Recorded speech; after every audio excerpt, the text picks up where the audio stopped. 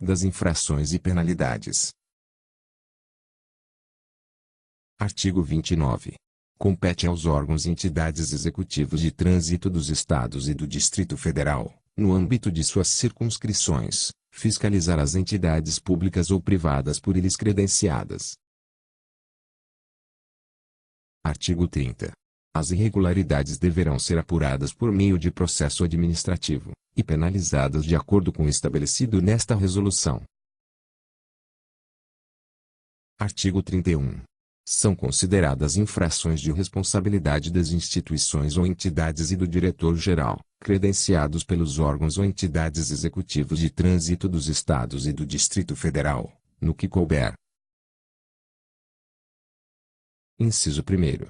Negligência na fiscalização das atividades dos instrutores, nos serviços administrativos de sua responsabilidade direta, bem como no cumprimento das atribuições previstas nesta resolução e normas complementares do órgão ou entidade executivo de trânsito do Estado ou do Distrito Federal.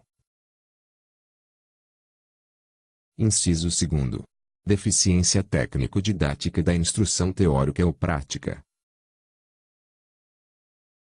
Inciso 3º. Aliciamento de candidatos por meio de representantes, corretores, prepostos e similares, e publicidade em jornais e outros meios de comunicação, mediante oferecimento de facilidades indevidas ou ilícitas. Inciso 4º. Prática de ato de improbidade contra a fé pública, contra o patrimônio ou contra a administração pública ou privada. Artigo 32.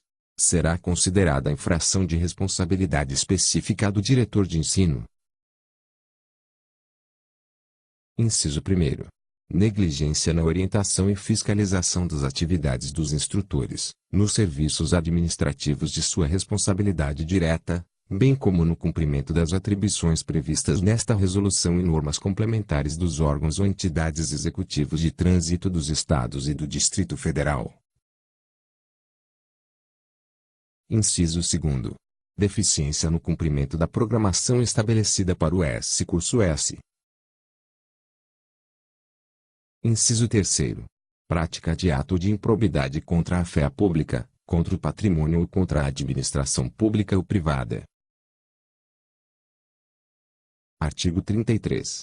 As infrações previstas para os coordenadores das entidades públicas ou privadas, das unidades do Serviço Nacional de Aprendizagem e das unidades das Forças Armadas e Auxiliares, credenciadas para ministrar os cursos referidos nesta resolução, são as mesmas constantes dos artigos 31 e 32, respectivamente.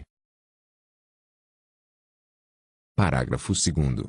O registro de que trata o parágrafo 4º do artigo 33 da Resolução CONTRAN nº 168, de 14 de dezembro de 2014, para os cursos especializados realizados pelos órgãos ou entidades públicas nominados no parágrafo anterior, será realizado diretamente pelo órgão máximo executivo de trânsito da União ou pelo próprio órgão ou entidade pública, a qualquer tempo e mediante autorização. Artigo 34. São consideradas infrações de responsabilidade específica do instrutor e do examinador. Inciso 1º. Negligência na transmissão das normas constantes da legislação de trânsito, conforme estabelecido no quadro de trabalho, bem como o cumprimento das atribuições previstas nesta resolução e normas complementares do órgão ou entidade executivo de trânsito dos Estados ou do Distrito Federal. Inciso 2º. Falta de respeito aos candidatos.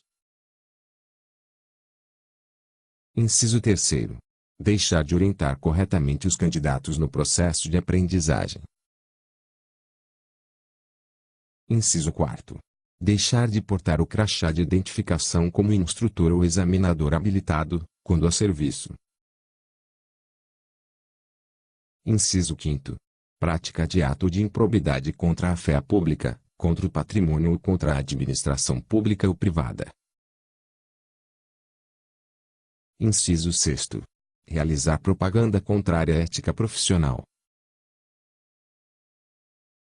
Inciso 7º.